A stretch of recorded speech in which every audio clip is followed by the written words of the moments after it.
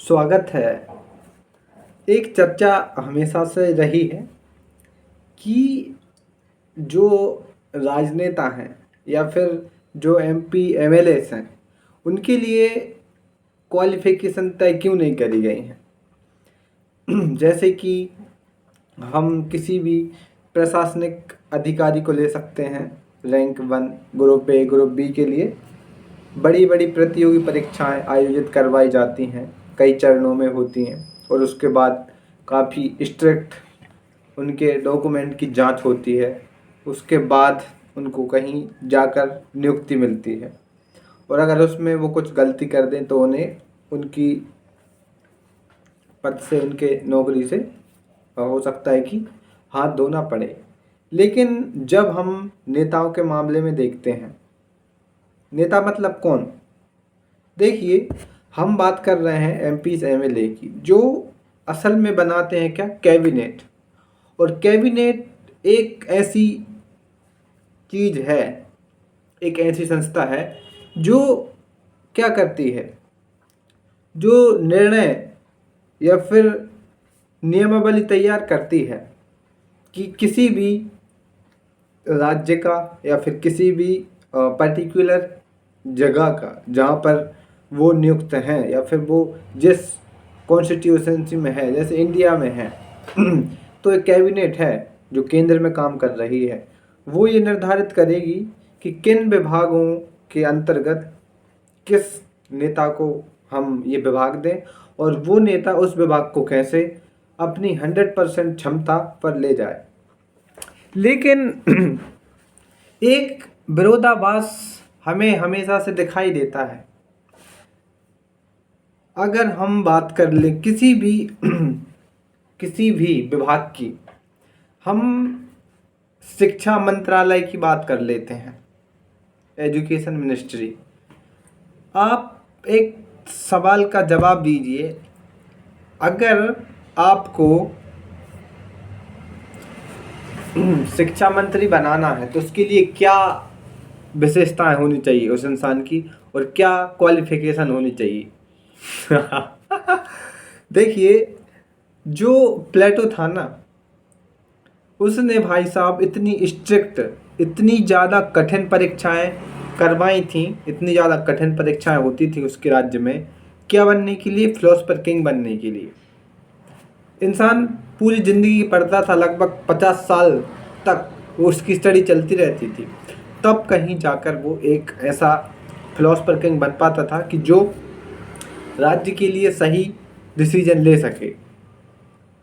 लेकिन वर्तमान समय में एक विरोधाभास देखने को मिलता है, खासकर हमारे भारतीय राजनीतिक प्रणाली में, कि यहाँ पर जो भी राजनेता चुने गए हैं वो केवल इस आधार पर चुने गए हैं कि एक व्यक्ति जिसकी उम्र 18 वर्ष हो गई है उसने पर्टिकुलर पार्टी को चुनाव के थ्रू जितवा दिया है या फिर एक पर्टिकुलर व्यक्ति को जो किसी पार्टी से संबंधित था, हम किसी का भी नाम नहीं लेते इस चैनल पर, उसको जितवा दिया है और फलाना बहुमत के तौर पर वो उस मंत्रालय का सीनियर या प्रमुख बन जाता है। विरोधाभास यहीं पैदा होता है कि जिस चीज़ के लिए हमको हायर एजुकेशन से भी और कठिन परीक्षाएं आयोजित करवानी चाहिए थी, जैसे कि हम बात करते हैं एक प्रोफेसर बनने के लिए क्या क्वालिफिकेशन होनी चाहिए। मिनिमम आपके पास यूजी पीजी होने चाहिए और एक एग्ज़ाम होता है नेशनल लेवल का, वो होना चाहिए। एक इंटरव्यू होता है, उसको क्वालिफाई करो और कहीं कहीं तो पीएचडी भी मांगी जाती है, मतलब पीएचडी हाई लेवल का एजुकेशन मानी जाती है। ये एक शिक्षक बनने के लिए, शिक्षा मंत्रालय में मंत्री बनने के लिए नहीं। तो विरोधाभास तो यही है ना कि जो उस व्यवस्था को बनाएगा उसको तो और हाईली एजुकेटेड होना चाहिए, उसको तो लगभग 500-600 डिग्री हासिल करना चाहिए, अलग अलग देशों की शिक्षा व्यवस्था के बारे में पता होना चाहिए, अलग अलग देशों की कॉन्स्टिट्यूशन के बारे में पता होना चाहिए। हर ज़्यादा नहीं तो जो टॉप कंट्रीज़ हैं जो शिक्षा में बहुत अच्छा कर रहे हैं, उनके इधर जाकर उनको अध्ययन करना चाहिए 10 साल 20 साल, प्रॉपर पीएचडी करनी चाहिए उन देशों की शिक्षा के ऊपर।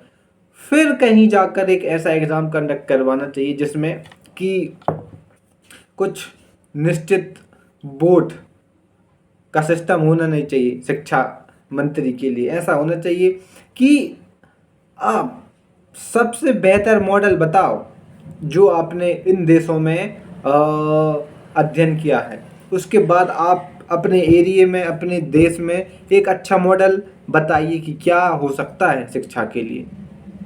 आप क्या बेहतर सीख कर आए हो उन देशों से जो शिक्षा में अग्रणी हैं। तो कुछ ऐसी व्यवस्थाएं होनी चाहिए। अब ये हमने बात करी केवल शिक्षा के क्षेत्र में, अब हम बात करते हैं रक्षा के क्षेत्र में। कृषि मंत्रालय हो गया है ना, सुरक्षा विभाग हो गया, बहुत लगभग हमारे यहाँ पर बहुत सारे विभाग हैं, 50 से 60 विभाग ऐसे हैं कि जो कैबिनेट मंत्री हैं उनको सीधे सीधे मिल जाते हैं।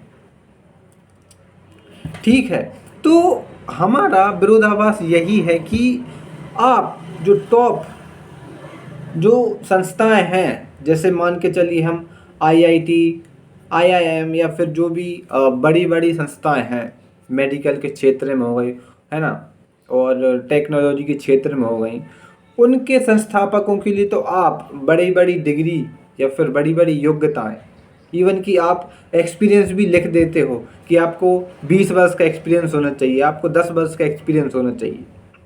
लेकिन जब बात आती है उस क्षेत्र की जहाँ पर हमें एजुकेशन की और ज़्यादा क्वालिफिकेशन की ज़रूरत होनी चाहिए, शिक्षा मंत्री भाई साहब एक देश की जो शिक्षा है उसका पूरा कार्यभार संभालने वाला पद है वो, और उसके लिए हम एक ऐसे व्यक्ति का चुनाव करते हैं जिसको केवल इसलिए चुना गया हो कि उसको कुछ बहुमत लोगों ने चुन लिया हो, और वो एक ऐसी पार्टी से बिलोंग करता हो जिसको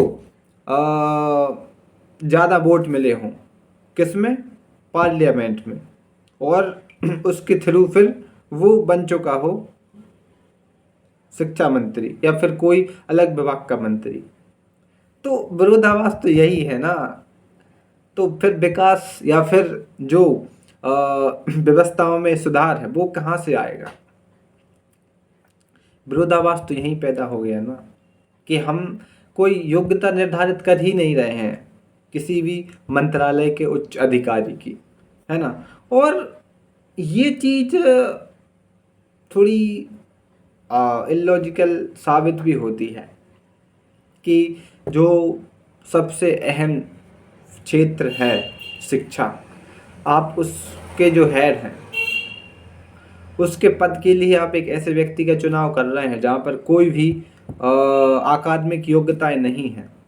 तो ये थोड़ी सोचने वाली बात है। खैर, अब हम बस आवाज़ ही उठा सकते हैं। इसके अलावा अगर कुछ किया जा सकता है तो वो लोगों को जागरूक किया जा सकता है ना, क्योंकि बदलाव बहुत ज़रूरी है और बदलाव होना ही प्रकृति का नियम है। खैर, आपको ये सुझाव कैसा लगा कि जो भी शिक्षा मंत्री बने उसको अलग अलग देशों में जाकर शिक्षा व्यवस्थाओं की अध्ययन करना चाहिए, समझना चाहिए, उसमें पीएचडी करनी चाहिए, और कम से कम एक जो भी शिक्षा मंत्री हो उसको कम से कम यूजी पीजी कंप्लीट होनी चाहिए, और किसी न किसी फॉरेन कंट्री में जाकर उस देश की शिक्षा व्यवस्था को समझना चाहिए, और जो देश में वो होगा, किसी भी देश का हम एग्जाम्पल ले लेंगे, उस देश की शिक्षा व्यवस्था का अध्ययन करो जिस देश की शिक्षा व्यवस्था टॉप पर हो, और ये समझो कि क्या क्या कमियां हैं हमारे यहाँ पर शिक्षा में, कैसे उनको सुधारा जा सकता है, और जो व्यक्ति शिक्षा के सबसे प्रमुख पद पर नियुक्त हो उसे कम से कम एक विशेष परीक्षा के दौर से गुजरना पड़े, ताकि वो व्यक्ति भी अपने आप को ज़्यादा से ज़्यादा सिखाने के लिए उत्सुक हो, ज़्यादा से ज़्यादा, और ये समझे कि हाँ मैं इस पद के काबिल हूँ, तो मैं और रिसर्च करूँगा और नई नई चीज़ें सीखने की कोशिश करूँगा। तब ही मुझे लगता है कि सुधार आ सकता है इंडियन एजुकेशन में। अगर आप कोई पैमाने निर्धारित नहीं करोगे और जो भी हेड होगा, जैसे मान के चलिए एक कंपनी है ना, और कंपनी में एम्प्लॉय होते हैं और सीईओ होता है, चीफ एग्जीक्यूटिव ऑफिसर, है ना, जो कंपनी का मुख्य कार्यकर्ता अधिकारी होता है। और वही अगर ये नहीं पता उसको कि कंपनी कैसे काम करती है, कंपनी में क्या क्या कार्य प्रणालियाँ हैं, बस उसको इसीलिए चुनाव के थ्रू उस सीईओ के पद पर बैठा दिया कि ठीक है, इसको रिकमेंडेड किया है कुछ कंपनी के लोगों ने ही, जो कंपनी पे प्रभुत्व जमाते हैं। तो इसमें किसका फ़ायदा है? इसमें कंपनी का बिल्कुल फ़ायदा नहीं है। इसमें फ़ायदा उन लोगों का है जिसने उनको प्रमोट किया है, रेफरेंस दिया है। और ऐसा ही हर देश में हम लगा कर देख सकते हैं कि जहाँ पर भी ये चीज़ अपनाई जाएगी कि जहाँ पर शिक्षा मंत्री अगर ऐसा होगा जो कोई भी एकेडमिक योग्यता नहीं रखता हो, तो फिर वहाँ पर ये बात करना कि शिक्षा में क्या आए, गुणवत्ता आए, थोड़ा असंभव सा लगता है। कागजी तौर पर हाँ आप कह सकते हैं कि हम अच्छा कर रहे हैं, लेकिन जब बात आएगी व्यक्ति के यहाँ से डेवलप होने की, यहाँ से सोचने की, ऐसी बातें करने की, रिसर्च करने की, लॉजिकल बातें करने की, तब हम कहीं पीछे रह जाते हैं। क्यों? क्योंकि कागज कौन बनाता है? कागज व्यक्ति ही बनाते हैं, इन पे चीज़ें व्यक्ति ही लिखते हैं, समझ रहे हैं? तो लिखना आसान है बजाय यहाँ से सवाल करने के, और यही चीज़ आगे जाकर पावरफुल बनेगी। अगर आप सवाल करना जानते हो तो आप महान हो। खैर, कैसा लगा आपको ये सुझाव? नमस्कार। अपना जो टिप्पणी है वो ज़रूर हमें बताएं इस मामले में।